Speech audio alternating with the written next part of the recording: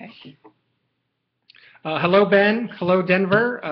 I'm Scott McLeod. I'm an associate professor at the University of Kentucky of School Leadership. I prepare principals and superintendents. I'm also the director of a center called CASTLE, which is the only place in the country that focuses on the technology needs of school administrators. That's what I do. And this is my friend, Angela Maiers.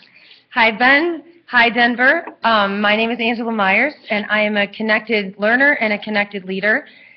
Very passionate about moving forward learning, and I'm in a really amazing intersection on the web that brings together the social media and business community, the leadership community, and the education community. And I get to usher and ambassador the stories of each back to our students. So I'm very excited that you posed this question and that we get to be here together to answer it. Okay, so we've been given some thought about blended learning and, how do we think about what a director of blended learning would do and why we need one and why Ben would be great. So Angela's going to start. So I think Ben would be most amazing in this position because he understands the transformative power of the web and that he's a product of this connected network that Scott and I are a part of, and he's understood not only what it takes to build that through on and offline interactions, but what is possible that somebody that has this position or this position grows in not only competence, but grows in confidence to be able to lead and recreate this experience that each one of us have a story about, and each connected educator that we know has a story about, how to build that powerful environment offline in your school in a blended, integrated way. So we know that connected educators are powerful educators, and it might be something as simple as taking a high school math teacher or a middle school science teacher or an elementary reading teacher and connecting them with Rolla-like peers all around the world who are doing excellent work, right? And then those people can feed them resources and lesson plans and teaching ideas. And, I tried this technology with my class and it worked great, and here's why. So we sort of have this ongoing professional learning network that goes out there. We might call it a PLN, for example. And so, when you have a rich, robust network that's not just local, but it's global, it can feed you in powerful ways and can make you a much better educator. We need that to happen for every staff member in Denver. And we need to have that happen for students. How do you tap into the power of global networks, communities of interest, not just geography, that will make you powerful and that you also can be a contributor to? Absolutely. So I've been saying this line all day.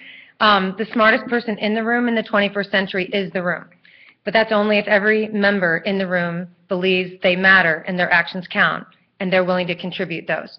And I think that a network in the beginning used to be an efficient way to manage content, and it became really important in our filtering. There's no way one human being can manage and evaluate and make use of the information that we have at our fingertips. So we've always, since the beginning of time, relied on people to do that. The exciting thing about the web is that you get to pick the people at your table. You get to pick the smartest, most genius, most thoughtful, most diverse minds so that what you filter is the best of the best. But I think in becoming smarter as a community and smarter because you're a part of a network, what it really changed, it developed not only what you know, but who you can be. Because now you're not just learning with someone or because of someone, you're actually learning in service of someone. And that's what changes you, that when you no longer think I and you think we. And that I am not only smarter because we are together, but I want to be better because we're together. And the last thing you would do would be let down people that help you so much and inspire you and don't allow you to quit. Yeah. And so that's what is very important about the network that we have available to us. So there's a couple different ways to think about blended learning, and unfortunately the dominant one right now is that we think of providing online experiences or technology-mediated experiences like learning software, right, adaptive learning software, that sits side by side and is part of face-to-face instruction that complements that. But it's essentially doing the same thing that we've always done, only the technology does part of that. That's not what we're talking about. We're talking about using technology in ways that make you powerful, in ways that make you connected, in ways that allow you to contribute and share. Because our information landscape these days, because it's digital, because it's online, is a participatory landscape. It's not just a consumptive landscape. And right now, most people are thinking about blended learning in terms of how can we consume lessons and content and instruction from online sources, from learning software sources. And what we're talking about here, and what Ben will bring to the table, is that this idea of blended learning as a participatory space, as a social space, in the sense of you're connected and interacting with other community members, and you're making and creating and doing, not simply consuming, right? And one of the challenges we have in education is we have to stop thinking of these technologies that we put in kids' hands as just, you know, fancy, expensive ways to consume content like we used to do with blackboards and teacher lecture and whatever, right? And actually put them in the hands of kids so that they can be powerful makers and doers. And that's the part we're missing, and that's the part that Ben will, you know, the lens that he will bring that will be beneficial to Denver.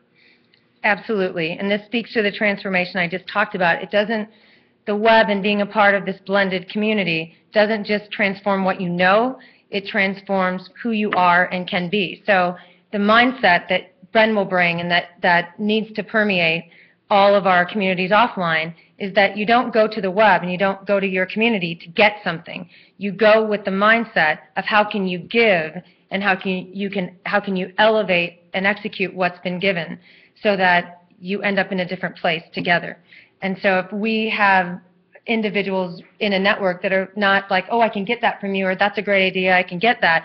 They go in and they listen and they empathize and they hear and say, you know what, I have something that I can contribute that will lead and serve you in a way that you might not be aware of. And when you go in with the mindset of leading with that kind of generosity and that kind of humility, that's what changes people. Content doesn't change people. That kind of interaction changes people. So if you hire Ben, you'll be hiring his network. That's right. You get his network. Yeah, not just the two of us, which is probably good. But he'll bring powerful resources and perspectives and other people to the position. So you won't just be hiring Ben alone. You'll be hiring Ben and his network, and that'll be fantastic. Yes. And so, yes, we absolutely, Denver, we think that, you know, Ben's your guy. Ben's your guy. Good luck, Ben. Thanks, Ben. Yep. Bye. Bye.